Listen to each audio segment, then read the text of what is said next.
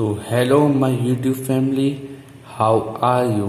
Hope so your day is so good and so far. And let's start with today's topic, that is chemistry chapter 1, chemical reaction and equations. So guys, first हम chemical reaction की meaning देख लेते हैं. The process of interaction of chemicals to form new substances or chemicals. ये एक process रहता है जिसमें दो केमिकल्स इंट्रैक्ट होते हैं, मतलब मिलते हैं, और जिससे न्यू सब्सटेंसेस और केमिकल्स बनते हैं. मतलब कुछ पुराने बॉन्ड्स टूटते हैं और कुछ नए बॉन्ड्स बनते हैं. तो चलिए फ्रेंड्स इसका एग्जांपल देख लेते हैं. सो फ्रेंड्स फर्स्ट एग्जांपल देख लेते हैं. Hydrogen reacts with oxygen to form water. Hydrogen oxygen के साथ रिएक्ट करता है जिससे पानी बनता है. इसमें हाइड्रोजन और ऑक्सीजन रिएक्टेंट्स है और वाटर मतलब प्रोडक्ट है. सेकेंड देख लेते हैं. Carbon react with oxygen to form carbon dioxide. Carbon oxygen के साथ रिएक्ट करता है जिससे कि हमको प्रोडक्ट मिलता है कार्बन डाइऑक्साइड. सो गाइस इसी के साथ हमने केमिकल रिएक्शन, उसकी मीनिंग और उसके एग्जांपल्स देख लिए. अब चलते हैं कैटलिस्ट की तरफ. Catalyst, chemicals which increases the rate of reaction without actually participating in it. मतलब कि कैटलिस्ट कुछ ऐसे केमिकल्स रहते हैं जो किसी रिएक्शन के रेट को इंक्रीज कर देते हैं without actually participating in it. मतलब वो इन्वॉल्व नहीं होते पर वो रेट ऑफ रिएक्शन को इंक्रीज कर देते हैं. एग्जाम्पल देख लेते हैं फ्रेंड्स इसका. Carbon plus oxygen gives carbon dioxide. Carbon plus oxygen are reactants and it gives product which is carbon dioxide.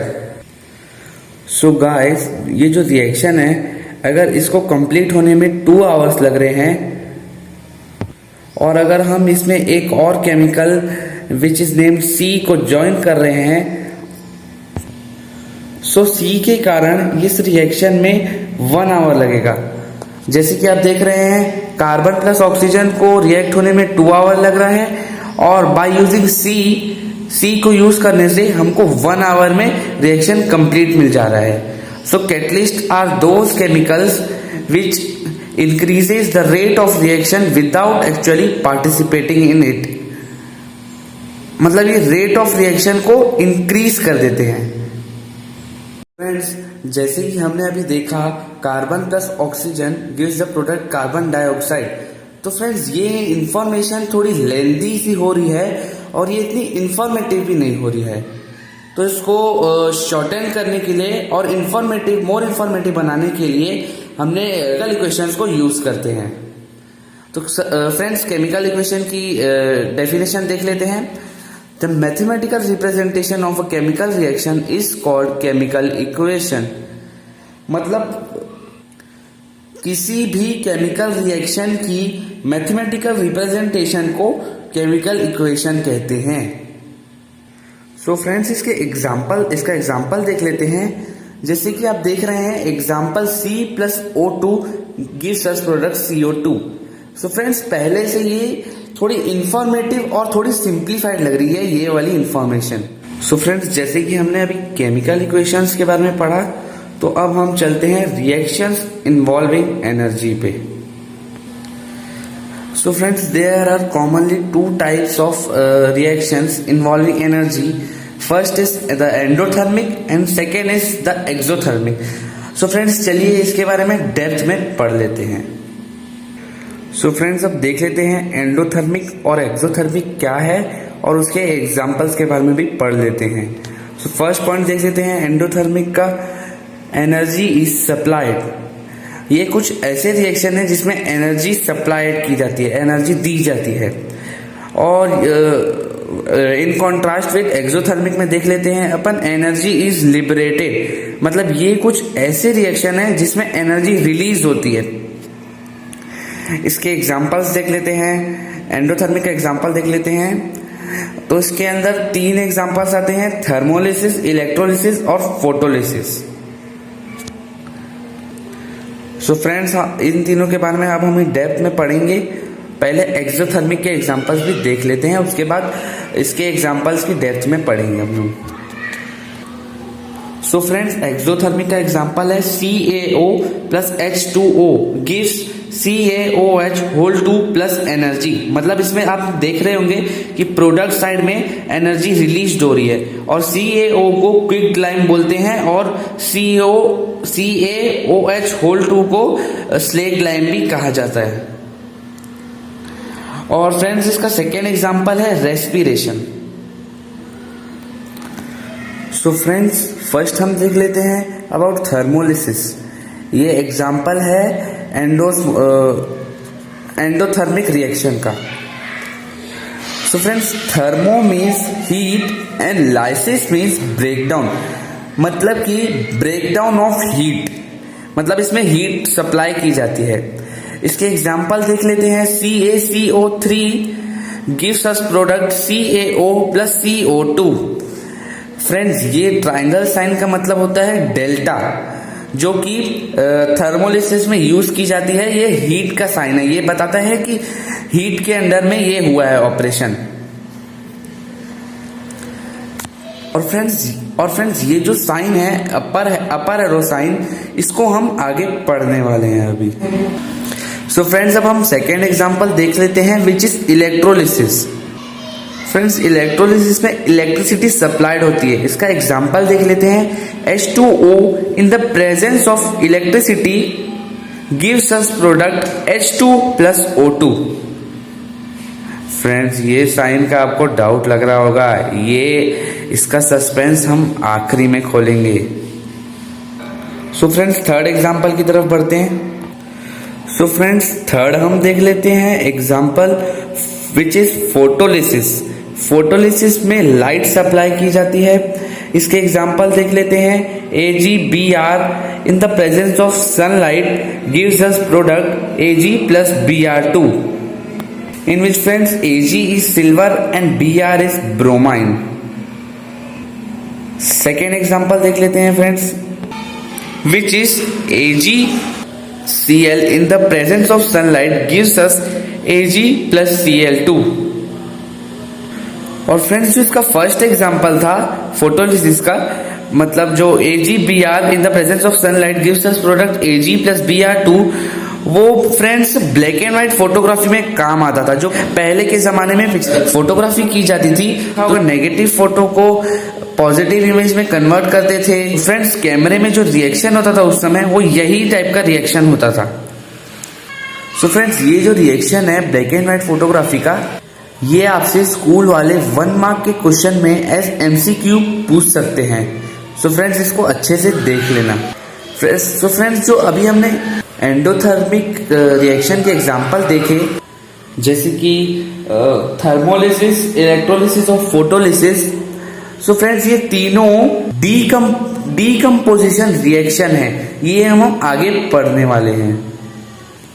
So friends, अब हम थोड़ा फिजिकल स्टेट्स के बारे में जान लेते हैं। सो फ्रेंड्स, 4 टाइप के फिजिकल स्टेट्स देते हैं, सॉलिड, लिक्विड और gas, and the fourth one is aqueous. मतलब कि सॉल्यूशन के फॉर्म में या वाटर टाइप के फॉर्म में रहते हैं ये एक्वस सॉल्यूशंस। फ्रेंड्स, इसका एग्जांपल देख लेते हैं। C plus O2 gives us product CO2, where C is solid and O2 is gas, and which gives products CO2 which is gas. So friends, इसमें हमने देखा solid plus gas gives us CO2 which is also a gas. अब second हम example देख लेते हैं aqueous solution का। Aqueous का एग्जांपल देख लेते हैं। NaCl3 in the presence of electricity gives us product Na which is aqueous plus Cl minus which is also aqueous. So friends, ये था example aqueous solution। So guys, देख लेते हैं 4 main types of chemical reaction based on their reacting pattern. So first हम guys आ जाते हैं combination reaction पे। So इसकी मीनिंग देख लेते हैं। In which one or more reaction combine to form a single product. मतलब इसमें एक और एक से ज्यादा रिएक्टेंट कंबाइन होते हैं to form a single product. Friends इसको अंडरलाइन कर लेना, सिंगल प्रोडक्ट। ये डिफरेंशिएट करने के लिए काम आएगा। मतलब कि एक और एक से ज्यादा रिएक्टेंट कंबाइन होते हैं to form a single product.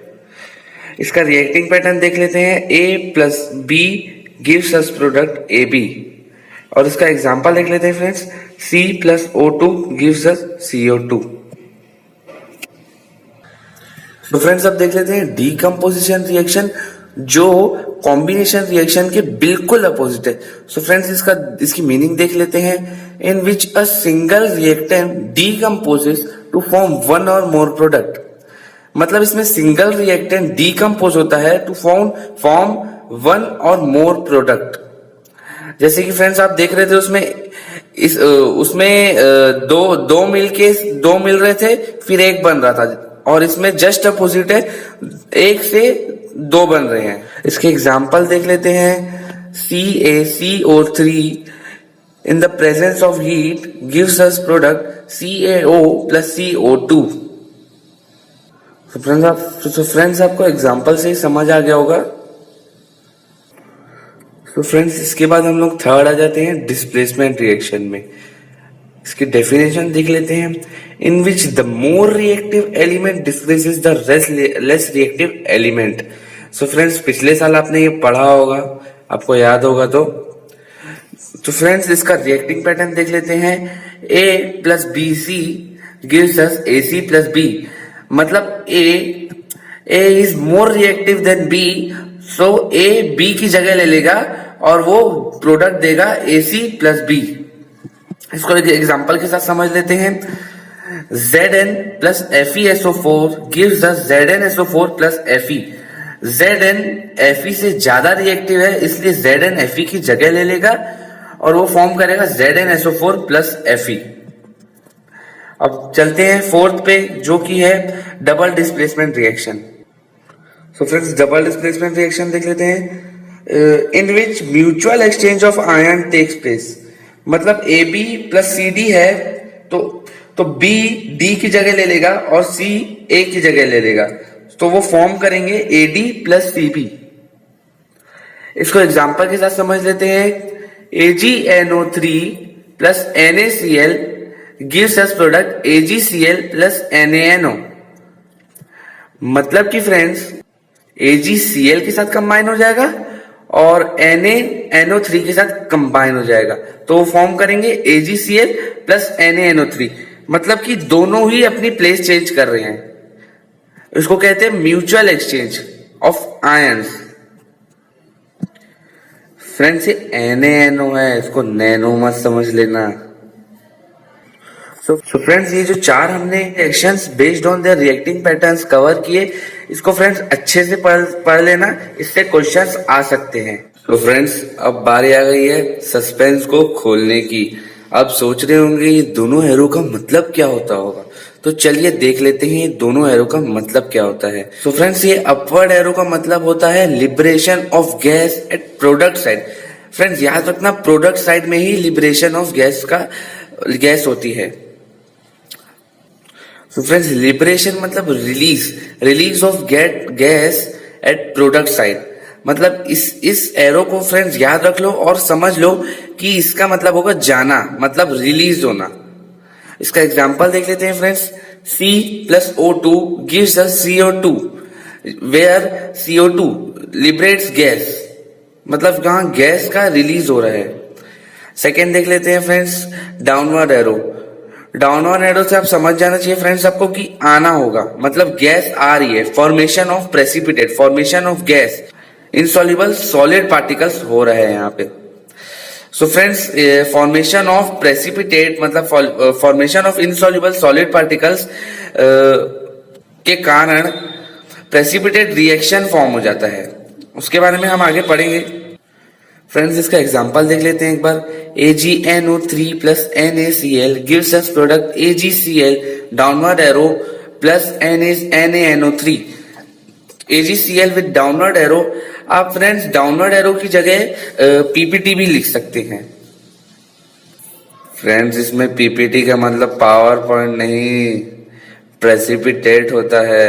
मतलब यहाँ प्रेसिपिटेट फॉर्म हो रहा है, ठीक है फ्रेंड्स। सो फ्रेंड्स, लास्ट हम देख लेते हैं precipitation reaction, the type of chemical reaction in which insoluble solid particles called precipitates are formed. So friends, precipitate का मतलब होता है insoluble solid particles. So precipitation reaction में क्या होता है, type of chemical reaction, precipitation reaction एक type of chemical reaction रहता है जिसमें insoluble solid particles called precipitate, मतलब जो इनसॉल्युबल सॉलिड पार्टिकल्स रहते हैं जिसको हम प्रेसिपिटेट बोलते हैं, वो फॉर्म होते हैं। सो फ्रेंड्स, इसी के साथ हमारा केमिकल इक्वेशन एंड रिएक्शन का एपिसोड 1 कंप्लीट होता है। और फ्रेंड्स, एपिसोड 2 में हम रिडॉक्स, रेंसिडिटी और कोरोजन के बारे में पढ़ने वाले हैं। सो मिलते हैं अगले एपिसोड में। Till that, bye bye.